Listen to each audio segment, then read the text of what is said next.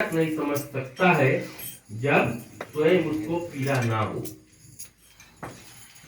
दूसरों के पीड़ा पर वो तब तक हंसता है प्राणी जब तक उसको स्वयं को वह पीड़ा महसूस ना हो।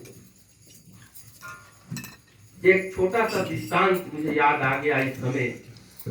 एक गांव में एक व्यक्ति था और उनसे किसी ने कहा कि बोले तुम भगवान को देखना चाहते हो तो अपने नाक को कटा लो, नाक को कटा लो तो भगवान को आप देख सकोगे। तो थोड़ा मूर्ख था वो व्यक्ति और उन्होंने क्या किया कि अपने नाक को काट दिया। बोले नकवे तो बाधा करे ना, नहीं तो बोले भगवान दिखाई लगी। बोले तो नाक को काट दिया। अब तो नाक कट गई, भगवान कहाँ दिखाई? नाक कटे भगवान दिखाई। तो अब क्या होता है, वो मूर्ख व्यक्ति का नाक कट गया, लेकिन अब वो क्या कहता है कि जितने लोग हैं सबके नाक कट जाए। तो एक ही बात कहता, अरे बोले भगवान ने एकदम सीधा यही दिखाए, बोले सीधे दिखाए, बोले एकदम कहीं जाए जरूरत नहीं है। बोले हाँ नकवे तो बोले बाधा करता, बोले तुम लोग देखे हो तो बोले नाक कटाए लो। तो ऐसे भी लोग संसार में होते हैं। और चले कहते हैं कि दरिद्र मनुष्य को अभिमान भी नहीं होता है, क्योंकि उसके पास अहंकार तो होता ही नहीं, इसलिए वह देव इच्छा से कष्ट भोगता है, वही उसके लिए तपस्या का रूप हो जाता है। और कहते हैं कि मन चाहा भोजन ना मिले पाने के कारण दरिद्री का शरीर दुर्बल हो जाता है। शरीर के दुर्बल हो जाने के कारण उसकी इंद्रियां भी स्थिर हो जाती है, जिससे दूसरों को सताने वाली उसकी हिंसा वृत्ति नष्ट हो जाती है। और इसीलिए ब्रह्म ज्ञानियों और हरि के चरणाविंद में प्रेम रखने वालों को दारिद्र प्यारे लगने लगते और धन के अभिमानियों को वह दुष्ट जानते हैं, उन्हें तिरस्कार योग ही मानते हैं। और कहते कि यह दोनों भाई भी वारुणी के मत से मतवाले और धन के मत से अंधे तथा व्यभिचारी और पशुओं का वध करने वाले हत्यारे तथा अजितेंद्रिय और अज्ञानी भी हो रहे हैं। तो ये जो दोनों नल कुबेर और मणि पुरुष हैं, ये जब नारद मुनि बतलाते हैं कि जब शराब के नशे में हो जाते हैं तो पशुओं का वध भी करते हैं। आज भी जब लोग शराब पीना चाहते हैं तो पशुओं के वध करके और उसका सहारा लेकर के मदिरा पान करते हैं। ग्रंथ में भी लिखा है। तो नल कुबेर और मणिग्रीव को याद कर लेना। और उनको क्या हुआ था, नारद मुनि ने उनको श्राप दिया था, ये कथा आप लोग याद कर लेना। और कहते हैं कि आगे के लोकपाल महाराज कुबेर के पुत्र होकर भी इनको अपने शरीर के नंगे होने तक का ज्ञान नहीं रहा, और इसलिए यह अचल ही होने योग है, क्योंकि इसी प्रकार इनका यह अभिमान रूपी अज्ञान दूर हो सकेगा। तो नारद मुनि ने सोचा कि ये लोग घूम घूम कर ऐसे गंदा हरकत करते हैं, तो क्यों ना ऐसे कर दो कि इनको अचल कर दो। यानी अचल माने एक जगह स्थिर कर दो, वहां से हट ना पाएंगे तो फिर ऐसे बेविचारी कर्म करते ही नहीं रहेंगे। और इसीलिए 100 दिव्य वर्ष तक इसी रूप में रहने के बाद विष्णु भगवान के साक्षात दर्शन पाने से दिव्य स्वरूप को प्राप्त हो जाएंगे। मेरी कृपा से इनको उस रूप में किसी बात की सुधि नहीं भूलेगी और उस रूप में भी भगवान के अनंत भक्ति को प्राप्त करेंगे। तो ऐसा श्राप देते हुए नारद मुनि बतलाते हैं कि ये इनको मुक्ति कब होगा? 100 वर्ष बाद, जब विष्णु भगवान के साक्षात दर्शन होंगे। और विष्णु भगवान के दर्शन कब और कैसे होंगे, वही कथा हम आपको लिए आगे लेकर के चल रहे हैं। देखिए,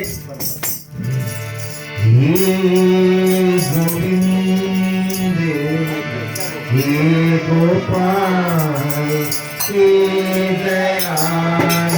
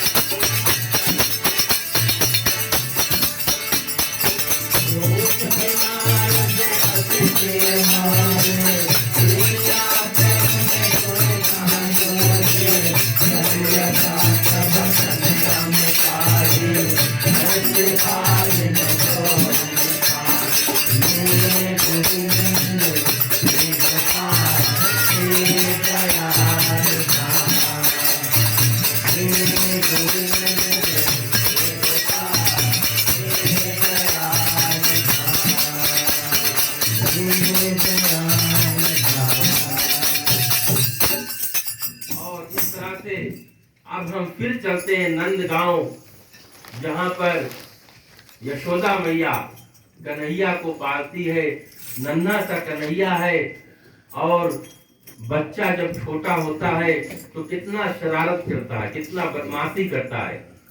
ठीक कन्हैया भी छोटा है और अनेक प्रकार के लीलाएं तो करता है, अनेक प्रकार के बदमाशी करता है। तो माता यशोदा जो है वो तंग आ जाती है, उनके काम में बाधा लगता है। तो माता जी क्या करती है कि नन्हे से कन्हैया को वो ओखले से बंधे हुए उनको रस्सी से ओखले में बांध देती है। नन्हे से कन्हैया को रस्सी से ओखले में बांध देती है। यानी कि ओखला जो एक वस्तु है वो गड़ू है और उसमें जब कन्हैया को बांध देती है तो ऐसा सोचती है कि अभी कहाँ भागेगा ना, हाथ गोड़ बांध दिया वटेवा, अब यहाँ से भागेगा नहीं। तो वो अपना काम करने में जुट जाती है।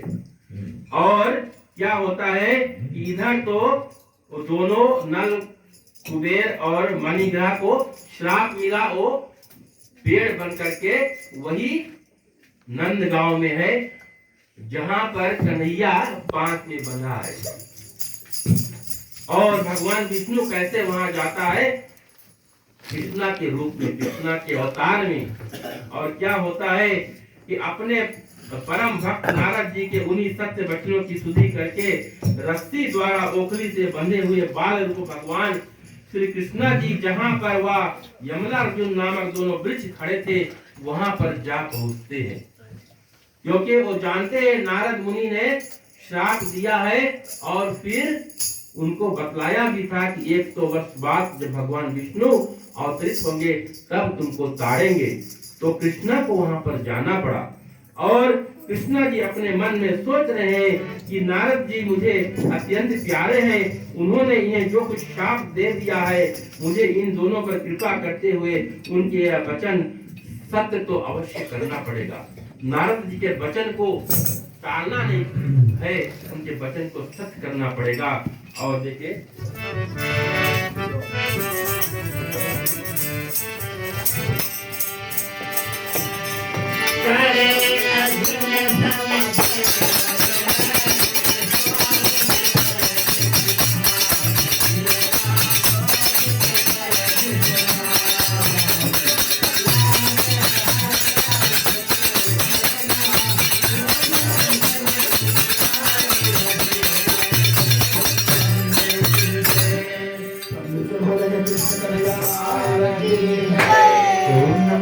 वासुदेवाय कृष्णाय गोविंदाय नमः।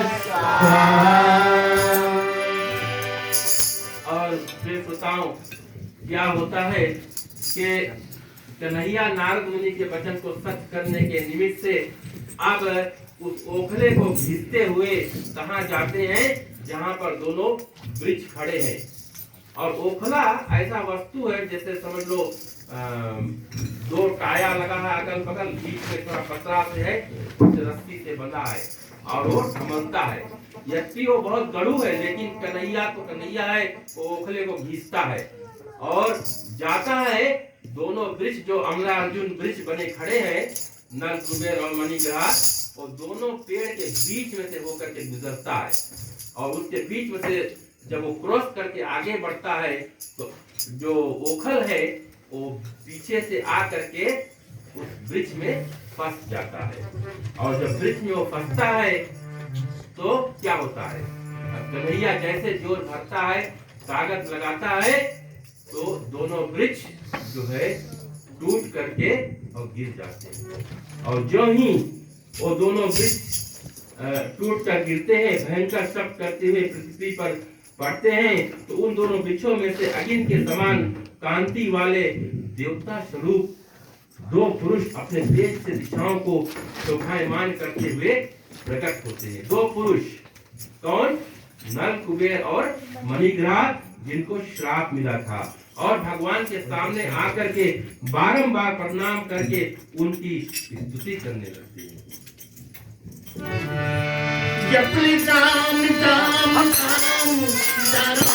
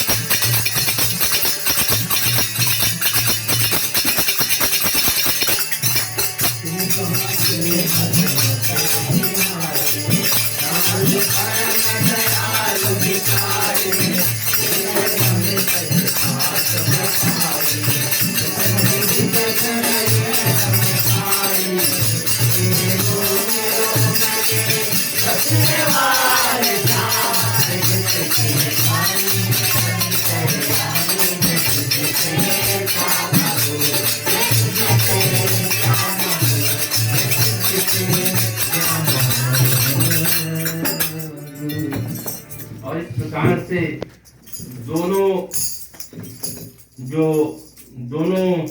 प्रकट हुए दोनों पुरुष, तो वे कहते हैं कि हे जगत के आधार, आप इस जगत की उन्नति तथा कल्याण का विचार करके सब सुखों के स्वामी होते हुए भी उन्हें छोड़कर अपनी समस्त कलाओं से युक्त होकर के यह अवतार धारण किया है।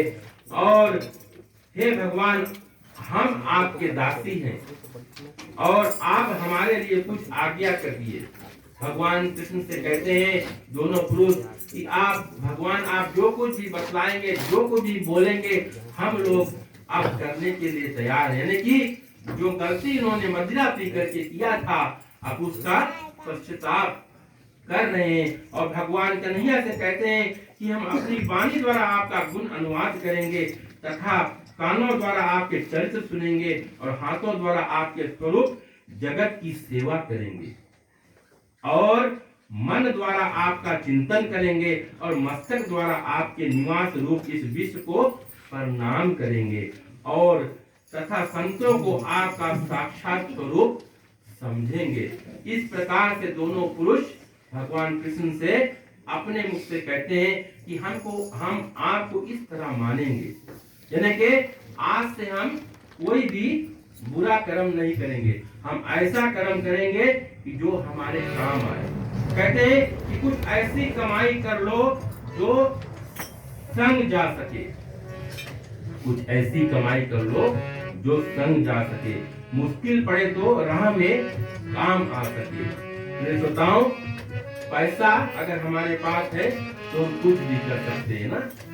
पैसा अगर हमारे पास है तो अगर हम एक गांव छोड़ करके दूसरे गांव गए, शहर छोड़ के दूसरे गांव, दूसरे शहर चले गए या दूसरे देश चले गए, तो हम वहां पर कोई भी अगर नहीं चीनेंगे तो क्या होगा? होटल में रहेंगे, हमारे पास पैसा है, होटल में रहेंगे, खाएंगे, पिएंगे, सोएंगे, यश और आराम करेंगे, बढ़िया जो मान करे उसको करेंगे हम ना, करेंगे ना, हमारे पास पैसा है। और कहते हैं कि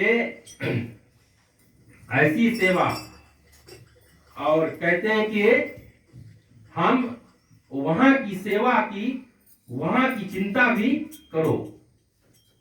और कहते हैं कि जो यहाँ नहीं करते वहां पछताते हैं।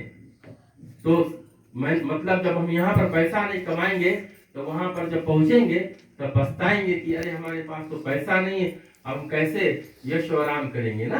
तो पहले हमें वहां के लिए तैयारी करना पड़ेगा। और कहते हैं कि हम वहां के लिए कैसे तैयारी करेंगे, चले हम आप लोग एक कथा बतला दे, छोटी सी कथा है। कहते हैं कि एक नगर में पहले एक एक राजा होते थे ना, अलग अलग नगर में अलग अलग राजा होते थे। और एक नगर में एक राजा था, तो वहां पर ऐसा नियम था कि एक राजा केवल 1 साल तक रहता। 1 साल 1 वर्ष बाद वहां के जो राजा रहता उसको ले जा करके और जंगल में छोड़ जाते। उनके मंत्री जो थे उसको जंगल में छोड़ देते, और जंगल में छोड़ते वहां पर उनके मौत लिखा है। क्यों मौत लिखा है? क्योंकि जंगल में जंगली जानवर, और ना तो फल फूल है उस जंगल में, ना तो कोई प्रकार के सुख है, ना कोई सुविधा है, ना पानी है, ना बत्ती है, तो वो क्या करेगा? मर जाएगा। तो क्या होता है कि एक राजा 1 वर्ष तक वहां पर राज किया, और वो 1 साल बाद उसको ले जा करके जंगल में छोड़ दिया गया। तो दूसरा राजा चुनना पड़ेगा। तो अब दूसरा राजा कौन बनेगा? तो सब कोई तो जानते हैं कि 1 साल हम यहाँ राजा बनेंगे, फिर 1 साल बाद हमें जंगल में जाना पड़ेगा और हमारी मौत हो जाएगी, तो कोई नहीं पाएगा राजा बने ना। तो वहाँ का विधान ऐसा था कि वहाँ से जब उस राजा को छोड़ करके जब लोग लौटते हैं, तो जो सबसे पहले नगर में आएगा नया व्यक्ति, उसको राजा बना दिया जाएगा। तो क्या हुआ कि एक व्यक्ति पहुंचा उस नगर में, नया व्यक्ति पहुंचा, और मंत्रियों ने देखा कि यही है, इसको राजा बनाएंगे। तो बोला कि ठीक है, तुम सबसे पहले आए हो नगर में और हम तुम्हें राजा बनाएंगे। वो व्यक्ति तो बुद्धिमान था, थोड़ा समझदार था, इंटेलिजेंट था ना। और फिर वो खुश हो गया, बोले अरे राजा हमें बनाया जा रहा है, बोले तुम इसमें इससे बड़ा बात क्या है ना। तो तैयार हो गया, बोले ठीक है हम राजा बन जाएंगे। तो उनके जो मंत्री थे वहां के उस नगर के, उसको राजा बना दिया। और जब राजा बना तब मंत्रियों ने बतलाया उनसे कि देखो यहाँ का एक विधान है कि एक राजा केवल 1 वर्ष तक यहाँ रहता है, 1 वर्ष बाद हम उनको जंगल में ले जा करके छोड़ देंगे, और जंगल में छोड़ेंगे तो वहां पर क्या होगा सब बात बता दिया। तो राजा अब घबरान, बोले अब तो राजा बन गया, आपका कैसे तो हुई। बोले कोई रास्ता है, कोई रास्ता नहीं है। तो 1 साल राजा के पद संभाले पड़े, 1 साल बाद जंगल में जाओ और मृत्यु। तो क्या होता है फिर सुनाओ। अब राजा मंत्रियों से बोला, बोले अच्छा हम राजा है। बोले हाँ तुम राजा हो। बोले तो बोले जो मैं कहूंगा वही होगा ना। बोले हाँ। बोले अच्छा सबसे पहले ले चलो, बोले हमें उस जंगल को दिखाओ। बोले तो मंत्रियों ने बोला अच्छा ठीक है। तो मंत्रियों ने उस राजा को ले करके वहां गया जहां जंगल में उसको 1 साल बाद छोड़ना है। तो जंगल में जब राजा पहुंचा तो देखता है कि वहां पर कोई किसी प्रकार के व्यवस्था नहीं है, जंगल है, बियाबान जंगल है, ना तो कोई फल फूल है, पानी नहीं है ना, और जंगली जानवर इत्यादि घूम रहे, तो मरना तो निश्चित है ऐसे जगह पर। तो राजा जब लौट करके आया तो मंत्रियों से कहा कि ठीक है अब मैं चाहता हूं कि तुम लोग 6 महीना के अंदर उस जंगल में एक सुंदर सा महल बना दो। उस जंगल में एक सुंदर सा महल बना दो और इतना ढेर पेड़ पालो, बोए दो जिसके फल मिले, और पानी की व्यवस्था कर दो, बत्ती की व्यवस्था कर दो, सब 6 महीना में मांगे हो जाए। तो मंत्री बोले ठीक है राजा। बोले क्योंकि राजा जानता है कि 1 साल बाद वहां पर जाना है, तो राजा मंत्रियों को आदेश देता है कि वहां के लिए तैयारी करना, वहां ऐसी व्यवस्था कर दो कि जब हम जाएंगे तब हमें मुसीबत नहीं होगा। तो ठीक है सब कुछ हो गया। 1 साल बीत गया। तो अब राजा अपने मंत्रियों से बोला, बोले ठीक है, बोले चलने की तैयारी करो। बोले पहले तो मंत्री लोग राजा को याद कराते थे कि अब 1 साल हो गया और चलो। अब राजा स्वयं मंत्रियों से कहता है कि ठीक मंत्री लोग अब हमें ले चलो। मंत्री कहता है राजा से, बोले राजा, बोले हम लोग बोले मूर्ख राजा लोग के वहां पर ले जाते थे, बोले तुम तो बुद्धिमान राजा हो, तुमको वहां पर नहीं ले जाएंगे। क्योंकि वो वहां जाने के तैयारी कर लिया था। और कहने का मतलब यह है कि हम सब जब वहां जाएंगे तो आगे मुझे कहने की कोई बात नहीं है, आप सब बहुत समझदार हैं, आप समझ गए होंगे मैंने क्या कहा। और हम ये भी जानते हैं कि हम यहाँ से कुछ ले जाएंगे नहीं। तो आज दिन में मैं अपने श्रीमती जी से बात कर रहा था, तो मैं उनसे बोला कि देखो ऐसे है कि हम लोग जब यहाँ से जाते हैं तो कुछ नहीं ले जा पाएंगे ना। तो उन्होंने मुझसे कहा कि बोले घर में तो ये बनाना है वो बनाना। मैंने कहा कि कब तक हम लोग बनाएंगे ना, बनाते रहेंगे और फिर खुद तो हम ले जाएंगे नहीं, क्या करेंगे बना करके। और तो बोले नहीं, तो उन्होंने मुझसे क्या कहा जानते हो, बोले देखो बोले अभी तो मैं नहीं मरूंगा ना, 25-30 साल बाद में जाऊंगा, तब तक शायद बोले कानून बदल जाए। बोले ठीक है